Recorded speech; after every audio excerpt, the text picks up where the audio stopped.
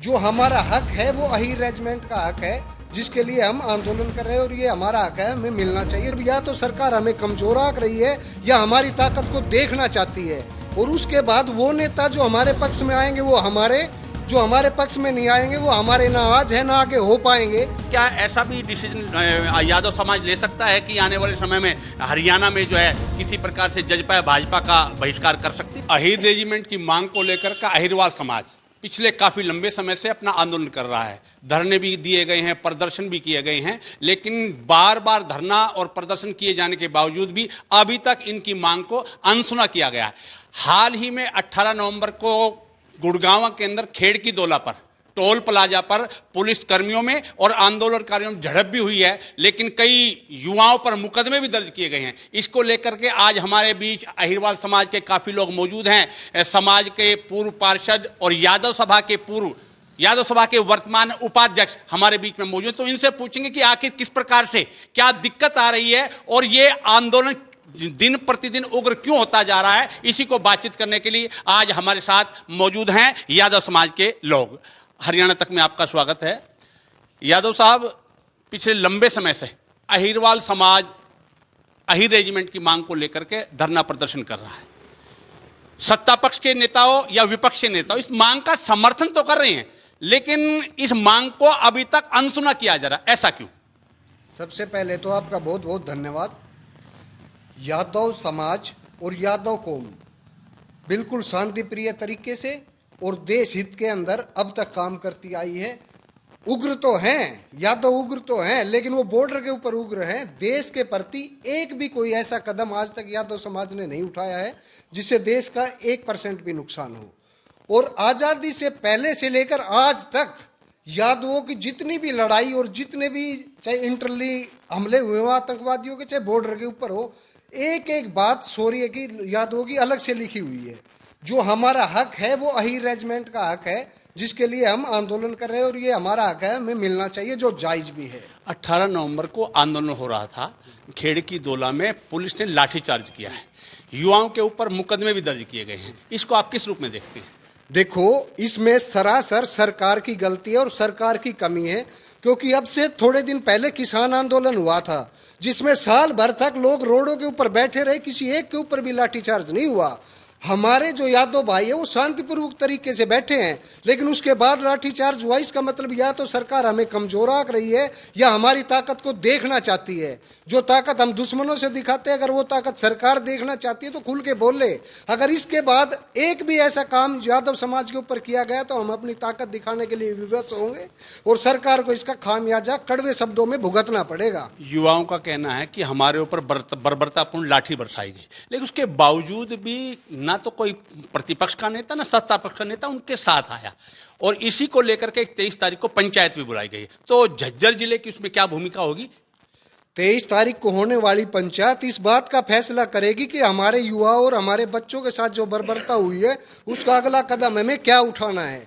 और उसके बाद वो नेता जो हमारे पक्ष में आएंगे वो हमारे, जो हमारे पक्ष में नहीं आएंगे वो हमारे, ना आज है ना आगे हो पाएंगे। ये मैं उनको इस आपके माध्यम से चेतावनी देना चाहता हूँ। जो नेता हमारे साथ आएंगे हम उनके साथ पाएंगे, जो हमारे साथ नहीं आएंगे वो कहीं भी जाएंगे लेकिन हमारे नहीं हो पाएंगे। और जो युवाओं के साथ बर्बरता सरकार ने की है, प्रशासन ने की है, उसका खामियाजा हर हाल में भुगतना ही पड़ेगा।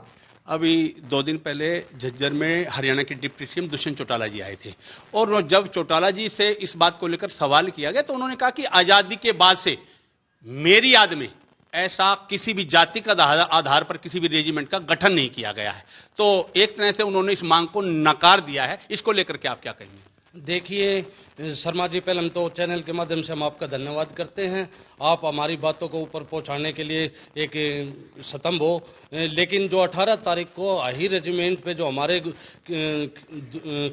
खेड़ की दोला जो हमारे साथी बैठे हुए हैं, हम भी कई बार इसमें शामिल हुए हैं, उनके साथ पुलिस द्वारा एक सोची समझी पार्टी जो आजकल अपने आप को बहुत ही तानाशाह मान रही है, कहीं भी जाए दबाती है, तो उन्होंने हमारे साथ जो बर्बरता की, हम तो शांतिपूर्वक बैठे थे वहाँ, काफ़ी महीने हो लिए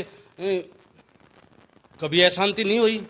लेकिन अब उन्होंने कोई सरकार द्वारा निर्णय लिया गया है और उसके माध्यम से प्रशासन काम कर रहा है, तो अब हम 23 तारीख को बहुत भारी जनसभा वहाँ होने जा रही है। हमारे वीरेंद्र दरोगा जी प्रधान की अध्यक्षता में हम यहाँ सारे इकट्ठे होकर वहाँ 23 तारीख को खिड़की दौलत जाएंगे और वहाँ संज्ञान लिया जाएगा आगे हमें क्या कदम उठाना है। इस पूरे प्रकरण में राव इंद्रजीत, सुधा यादव, इनकी क्या भूमिका देखते हैं, या भूपेंद्र यादव, इनकी क्या भूमिका देखते हैं? देखिए, इनका हम 23 तारीख को हमारे जो बड़े समाज के जो नेता है, जो भी वहाँ इकट्ठे होंगे, जो फैसला लेगा, जो हमारा नेता हमारी बात रखेगा, वो हमारा बात नहीं रखेगा उसको आगे हमारी जनता, हमारे अहीर भाई है और साथी है 36 बिरादरी के हमारे साथ देने लग रहे हैं और वे हमारे नेता हमारा साथ नहीं दे रहे तो उन्हें आगे हम देख लेंगे जी।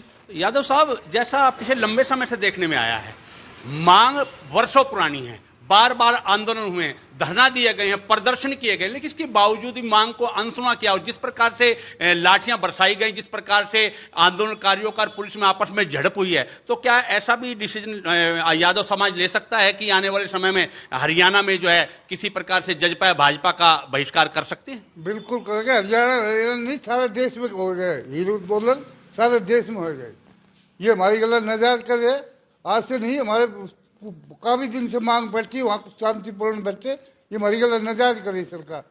रही यहाँ अपनी समाज के, जो हमारी गैर आएगा वो हमारा है, और नहीं तो कोई कहीं भी जाओ हम उसको नतीजा जरूर देंगे। नहीं, देर सवेर जैसे भी मैं देख रहा हूं पिछले लंबे समय से, सत्ता पक्ष का नेता हो या विपक्ष का नेता हो, वो मन से इस मांग को उठाते तो हैं। विधानसभा में, लोकसभा में इस मांग को उठाया गया है, लेकिन उसके बावजूद भी उस ढंग से उसकी पैरवी नहीं कर पा रहे जिस ढंग से पैरवी करनी चाहिए।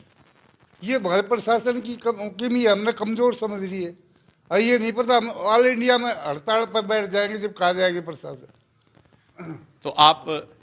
तो ये हमारे साथ थे यादव समाज के लोग, जिन्होंने बताया कि किस प्रकार से 18 नवंबर को जो बर्बरतापूर्ण लाठी जो है युवाओं पर बरसाई गई, तो एक तरह से सरकार को, शासन को और प्रशासन को चेतावनी दी गई है कि हमें किसी प्रकार से कमजोर ना समझे, और यदि हमारे साथ किसी प्रकार से बर्बरतापूर्ण कार्रवाई की गई तो इसके गंभीर परिणाम सरकार को भुगतने पड़ेंगे। झज्जर से हरियाणा तक के लिए प्रथम शर्मा।